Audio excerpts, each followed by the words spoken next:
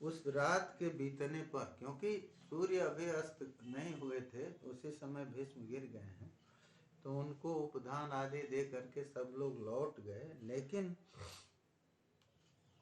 रात के बीतने पर सभी राजा, चाहे वो पांडु पक्ष के हों या धृतराष्ट्र के पक्ष में हों, वो सब के सब पितामह के पास गए।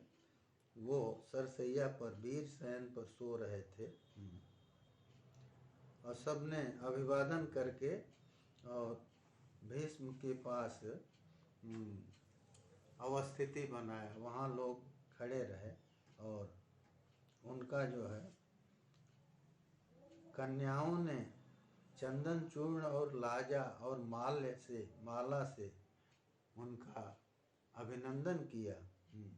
और उस समय स्त्रियां, वृद्ध तथा बाल, चाहे जो भी हों, और देखने वाले अन्य लोग भी, सब के सब भीष्म के दर्शनार्थ आए हैं। और उस भूमि पर जहाँ के हजारों राजा भीष्म को घेर के खड़े हुए हैं,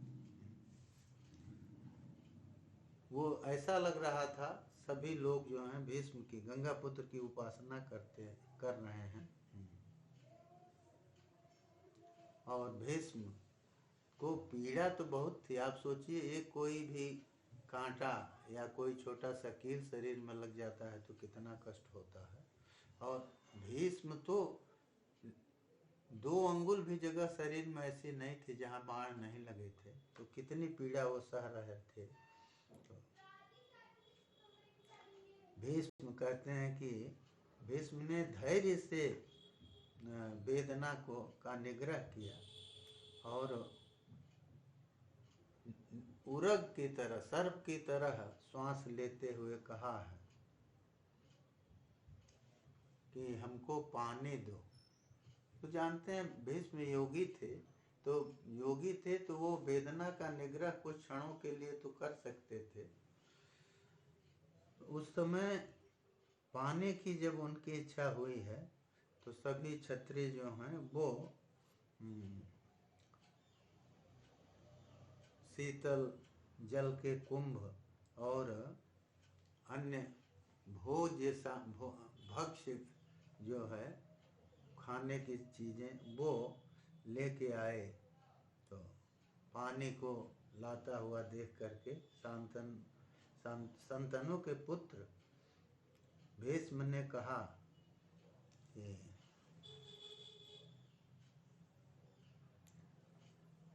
क्या कहा, वो कहते हैं नाद्यातीता मया सख्या भोगा केचन मानुषा। कहे कि देखिए, मनुष्य शरीर से प्राप्त होने वाले जो भोग हैं, माने जिनको हम धरती पर प्राप्त करते हैं, वो हमारे लिए अतीत हो चुके हैं, हम उनका अतिक्रमण कर चुके हैं और मैं इन भोगों को अब नहीं ले सकता। ये जो कुछ भी भोग हैं, जो मानुष भोग हैं, उनको हमने छोड़ दिया है और मैं इस समय मनुष्यों से अलग हट करके और सरसैया पर चला गया हूँ। सरसैया पर मनुष्य लोग शयन नहीं करते, तो मैं इस समय सरसैया पर हूँ। तो इसलिए, और सरसैया पर क्या किस लिए हैं, तो कह रहे हैं कि मैं प्रतीक्षमाणस तिष्ठामि निवृत्तिम सूर्यो। शशि और सूर्य और चंद्रमा दोनों की निवृत्ति की प्रतीक्षा करते हुए, माने वो जब तक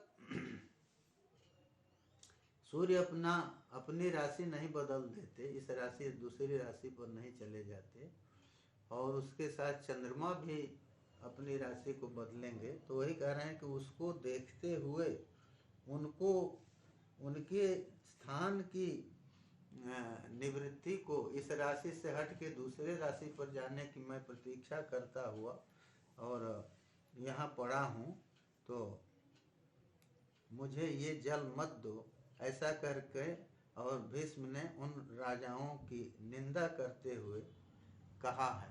क्योंकि आप जानते हैं राजाओं की निंदा करते हुए क्यों कहा, कितनी पीड़ा भीष्म को है इसका अनुमान हम कर सकते हैं तो उस पीड़ा में कोई भी प्रतिकूल वस्तु अगर होती है तो वो पीड़ा को और बढ़ा देती है।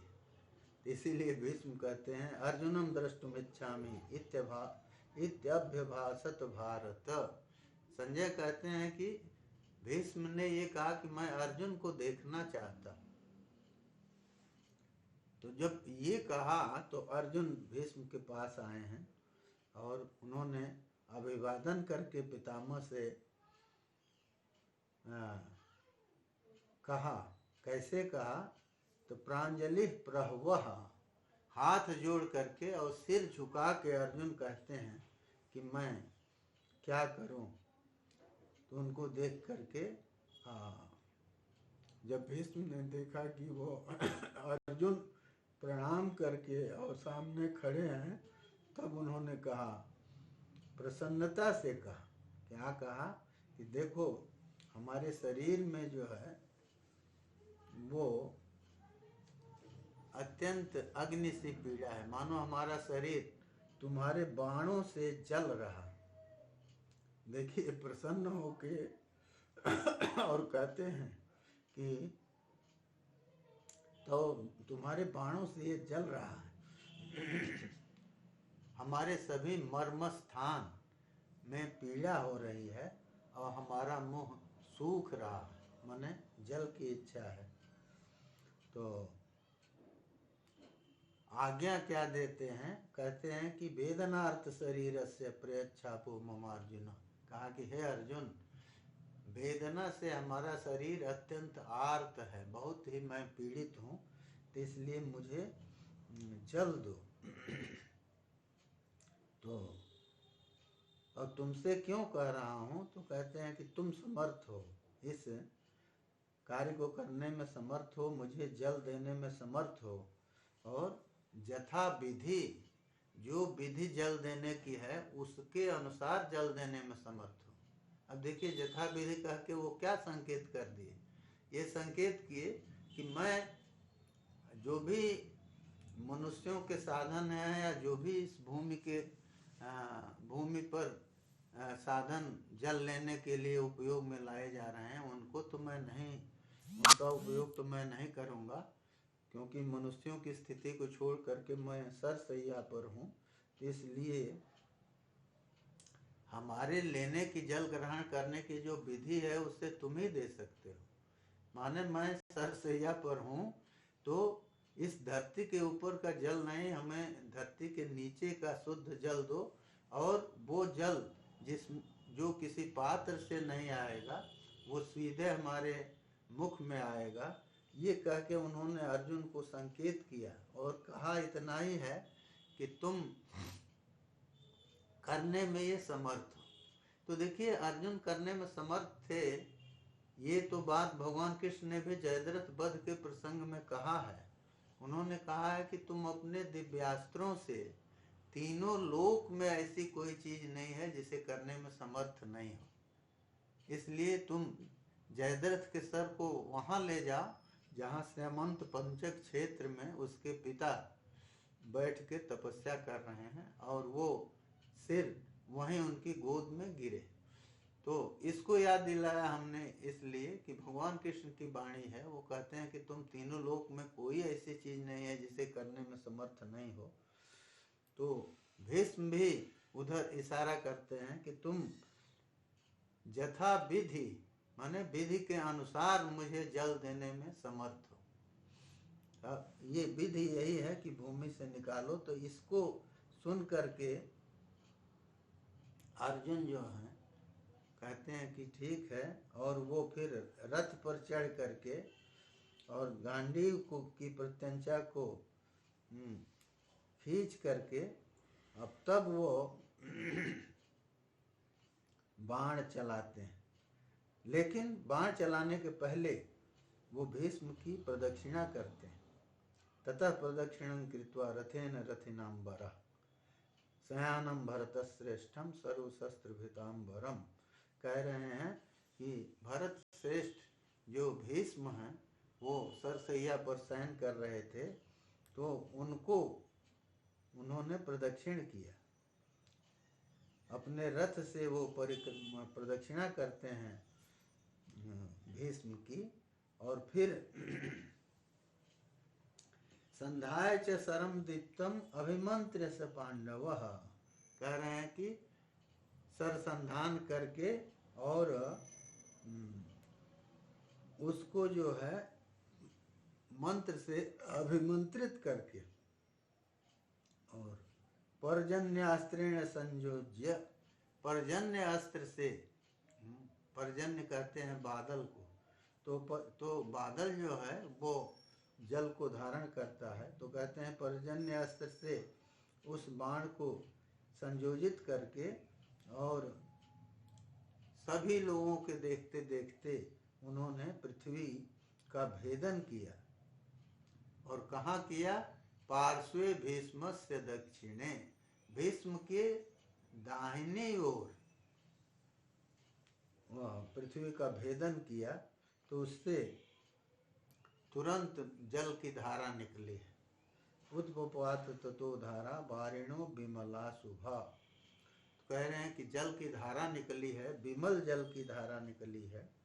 और कैसी है? तो शीतस्यामृत कल्पस्य दिव्य गंध रसस्य च, ये देखिए, इसलिए अर्जुन को खोज रहे थे।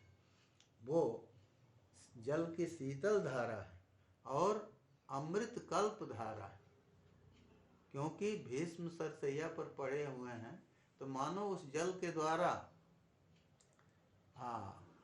अमृत को ही पिला रहे हैं अर्जुन, और उससे भीष्म को उतनी शक्ति आदि भी प्राप्त होगी। इसीलिए कहते हैं कि अमृत कल्प, थोड़ा सा कम कहिए, कल्प जो है वो कहते हैं थोड़ा सा अमृत से जो कम है, तो ऐसे। और दिव्य गंध और दिव्य रस उसमें, जल में रस तो रहता है, लेकिन कहते हैं कि दिव्य गंध है उसमें, तो क्योंकि पार्थिव गंध को तो वो छोड़ चुके हैं, तो इसलिए कहते हैं कि दिव्य गंध और पार्थिव रस को भी वो छोड़ चुके हैं, तो कहते हैं कि जल में दिव्य रस भी है, तो इनसे युक्त वो जल की धारा है। तो ऐसी शीतल जल धारा से अर्जुन ने पितामह को अतर्पयत, तृप्त किया।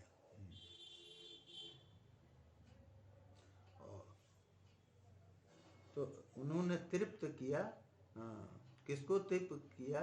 तो भीष्मम कुरुणाम ऋषभम, भीष्म को तृप्त किया। और भीष्म के इस प्रकार के पराक्रम को देख करके सभी राजा आश्चर्य में पड़ गए, और सबको जो है यह अतिमानुष कर्म सबको प्रसन्न कर दिया। उस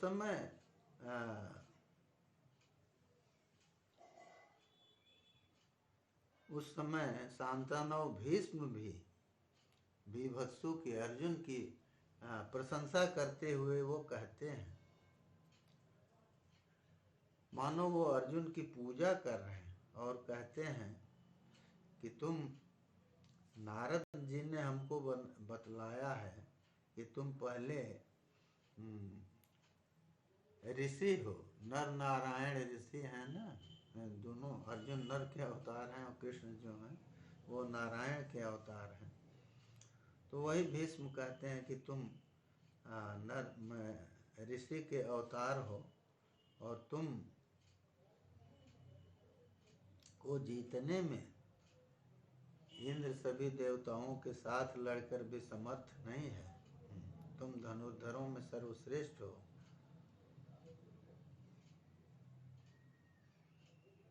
तो वहाँ जो है वो बहुत सी अर्जुन की श्रेष्ठता में वो बतलाया है कि जैसे पशुओं में गौ श्रेष्ठ है, और पक्षियों में गरुड़ श्रेष्ठ हैं, तो इस तरह से तुम भी मनुष्यों में, सभी धनुर्धारियों में श्रेष्ठ हो। उनकी इस वाणी को सुन करके दुर्योधन तो बहुत दीन बना हुआ है, उसका उत्साह कम हो गया है। भीष्म ने कहा भी है कि दुर्योधन देखो इसको, जिस तरह से अर्जुन ने जल धारा दिया है, तो इस तरह का कार्य करने में अर्जुन के अतिरिक्त कोई भी समर्थ नहीं है। वो सभी दिव्यास्त्रों को जानता है। ये सब भीष्म ने कहा कि तुम पांडवों के साथ अगर शांति के साथ रहने का प्रयास करो तो ये अच्छा है। लेकिन दुर्योधन तो इसको नहीं माना, और सब के सब लोग वहाँ से लौट गए हैं। तो उस समय कर्ण भी उनके पास गया। ये हम इसलिए सुनाना चाहते हैं कि देखिए कि कर्ण ने जब कहा है कि हम अब वहाँ जो है लड़ेंगे युद्ध भूमि में, पहले ही कह चुका था कि जब तक पितामह भीष्म लड़ेंगे हम नहीं लड़ेंगे। तो कहा कि अब तो हम लड़ेंगे। भीष्म ने उस समय कहा कि देखो तुम जो कुछ सुने हो, सूर्य ने जो तुम्हें बताया है कि तुम कौनतेय हो, तो ये बात नारद जी से हमको ज्ञात हुई है। भीष्म ने कहा कि देखो हमारा तुमसे कोई द्वेष नहीं है, केवल तुम्हारा तेजोवध करने के लिए मैं ऐसा बोल रहा था, क्योंकि तुम हमेशा पांडवों के बारे में विपरीत बातें करते थे। तो पांडवों के बारे में विपरीत बातें करते थे, तो इसलिए हम तुमको बोलते थे, और कोई बात नहीं है। क्योंकि वो उचित नहीं था जो तुम बोल जाते थे। हमने केवल कुल भेद न हो, हमारे कुल में भेद न हो, लोगों में फूट न हो, इसलिए हम कहते रहे तुम धनुर्विद्या में, लाघव में, अस्त्र बल में अर्जुन के समान हो। और वो कर्ण के पराक्रम का सब वर्णन तो किए हैं, लेकिन अंत में जब कर्ण ने ये कहा कि हम ये सब कुछ जो कुछ भी किया इसको आप क्षमा करें और हमको आशीर्वाद दें, अनुज्ञा दें, हम अब, क्योंकि मैंने युद्ध का निश्चय कर लिया है। भीष्म ने कहा कि देखो यदि तुम इस बैर को हटा नहीं सकते, इसका शमन नहीं कर सकते, तो तुमको मैं अनुज्ञा देता हूँ, तुम जाओ, अनुमति देता हूँ, लड़ो। लेकिन कहते हैं युद्धस्व स्वर्ग कामया, कहते हैं कि कर्ण ध्यान रखना, स्वर्ग की कामना से लड़ो। तो माने ये क्या कह दिए कि तुम्हारा यह जो युद्ध है ये स्वर्ग प्राप्ति का कारण बन के आया। तो भीष्म तो जान रहे थे जो होना है, तो इसलिए कहे कि तुम अपनी शक्ति और उत्साह से लड़ो, मैं तुमको इसके लिए अनुज्ञा देता हूँ। लेकिन तुम ये समझ लो, वो कहते हैं कि क्षत्रिय धर्म से लड़ते हुए क्षत्रिय लोग जिन लोगों को प्राप्त करते हैं, उन लोगों को तुम धनंजय अर्जुन से लड़ करके अब प्राप्त करोगे। ये उन्होंने कह दिया। और इसके बाद कर्ण जो है वो अपने रथ पर आरूढ़ हो करके और चला गया अपने शिविर की ओर। तो देखिए ये तो वहाँ तक जब तक काल नहीं आया था तब तक की ये बातें हैं। माने भीष्म सरसैया पर पड़े प्रतीक्षा कर रहे हैं, और अंत में जो उन्होंने वो किया है, उपदेश आदि जो किया है भीष्म को, तो ये तो शांति पर्व और पूरा अनुशासन पर्व उसमें भरा पड़ा है उनके उपदेशों से। लेकिन अंतिम समय क्या होता है वो हम आपको बताते हैं, क्योंकि भीष्म ने तो ये कहा था कि हमको इन्हीं बाणों के साथ ही जला दो, माने अब ये शरीर तो उठना नहीं है, किंतु जैसे उत्तरायण आएगा तो हम शरीर छोड़ेंगे, इन बाणों के साथ ही हमको जला दो, माने ये बाण तब तक रहेंगे, ये बात उन्होंने बता दिया। तो लेकिन बाण सरसैया तक तो रहे, जब तक उनका उपयोग था भीष्म को धरती से के स्पर्श से रोकने के लिए, तब तक वो रहे। लेकिन भीष्म ने जब प्राण छोड़ा है तो जैसे जैसे उनका प्राण नीचे से ऊपर की ओर आता है, आप जानते हैं भीष्म योगी थे, और योगी थे तो उन्होंने नीचे से ऊपर की ओर प्राण को खींचा है, और अंत में मूर्धा माने ये जो सिर का जो मध्य भाग है उसको भिन्न करते हुए उसको वहाँ रास्ता बना करके और उनका प्राण वहाँ से निकल गया है। तो ये तो इसलिए लिखा है ना कि जब तक सन्निरुद्धस्तु तेन आत्मा सर्वेष्वायतनेषु च जगाम भित्वा मूर्धानम दिवमभ्युत्पपातः। कहा कि जब भीष्म ने प्राण छोड़ा तो वो मूर्धा से सिर के मध्य भाग से उनका प्राण निकला, और इसी को संजय जो है वो धृतराष्ट्र से कहते हैं,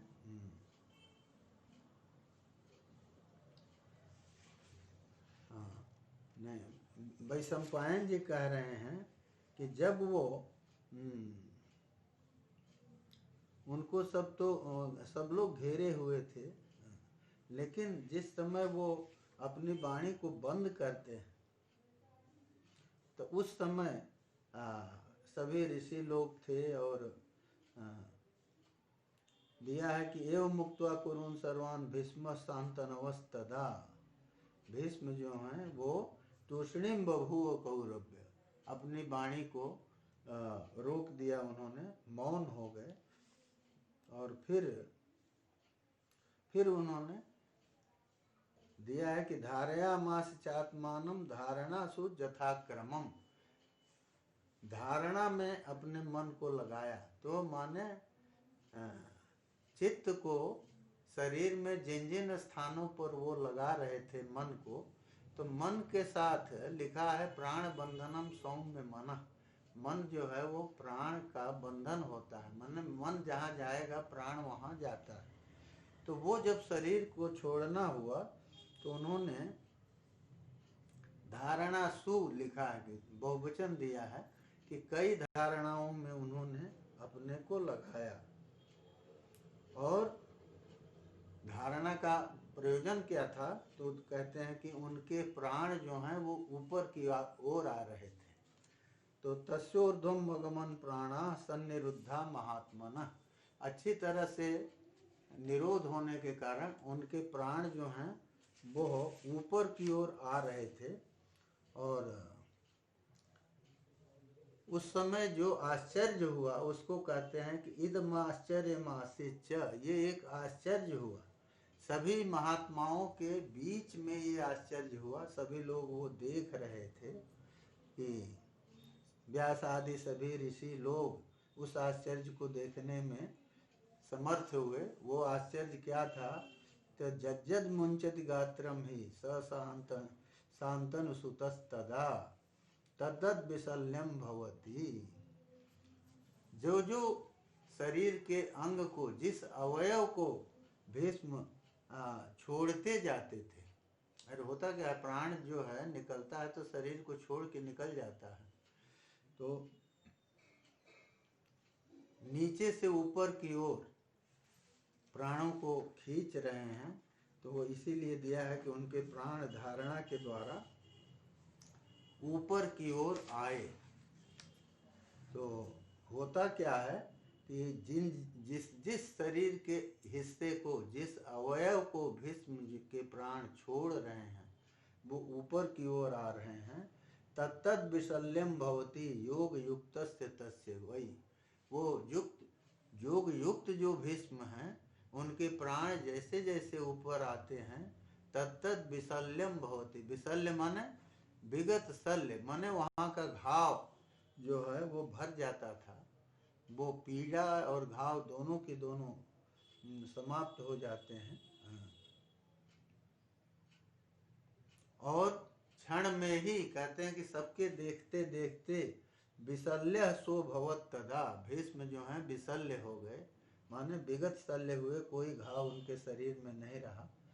इसको देख करके सभी लोग बहुत आश्चर्य में पड़े। लिखा है भगवान कृष्ण तो वहीं थे, तो तदृष्ट्वा विस्मिता सर्वे वासुदेव पुरोगमा, कहते हैं कि उसको देख करके और वासुदेव सहित सभी ऋषि आदि जो हैं वो बहुत ही विस्मित हुए।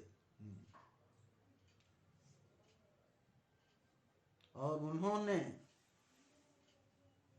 सभी आयतनों में प्राण जहाँ जहाँ हैं, तो हर जगह प्राणवायु तो मान लीजिए पूरे शरीर में है, तो सब जगह से उन्होंने प्राणवायु का निरोध किया और फिर वो ऊपर की ओर उसको ले आए और जगाम भित्वा मूर्धानम, अपने उन मूर्धा को, सिर का जो ये भाग है मध्य का, उसको का भेदन करके, उसको फाड़ करके वो देवमभ्युक्त पपात ऊपर अंतरिक्ष में चले गए। देव दुंदुभी बजी और पुष्प वृष्टि हुई